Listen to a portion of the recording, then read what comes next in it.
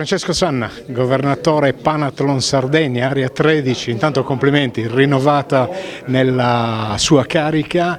Quei 2 anni persi con il Covid adesso verranno recuperati sicuramente alla grande, intanto complimenti. Grazie, molto gentili. Questa era una giornata attesa perché l'assemblea elettiva dell'area e l'elezione del nuovo governatore, in questo caso invece sono stato riconfermato io. Ringrazio tutti i presidenti dell'area Sardegna che mi hanno voluto confermare la fiducia. E come diceva giustamente lei, i primi 2 anni del mio mandato sono andati veramente perduti, possiamo dire, perché purtroppo e tragicamente abbiamo vissuto il periodo della pandemia 2020-2021 che ci hanno costretto a limitare naturalmente la nostra attività, a contenere gli incontri che sono poi alla base di tutto il nostro movimento, la nostra attività, il nostro lavoro. Negli altri 2 anni abbiamo lavorato intensamente, abbiamo cercato di portare avanti e ripercorrere il tempo perso per seminare quello che poi rientrava nei progetti e nei programmi della nostra area.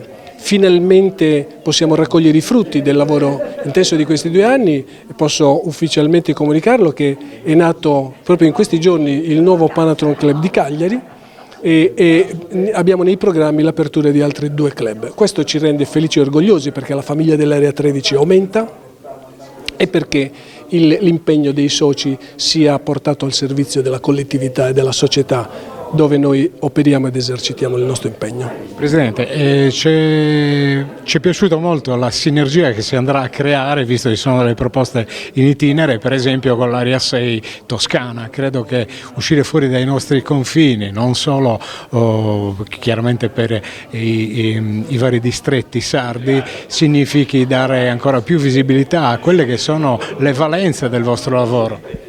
Sì, certo, questa è una cosa, è stata un'idea, una proposta tra l'altro inaspettata del mio collega governatore dell'Area 6 toscana, il quale ci ha rivolto una proposta di un, chiamiamolo, gemellaggio fra la nostra area, l'area Sardegna e l'area toscana, proprio per un interscambio culturale fra le nostre 2 aree, dove tutti i club delle 2 aree possono essere interscambiabili dal punto di vista operativo, delle attività, degli incontri.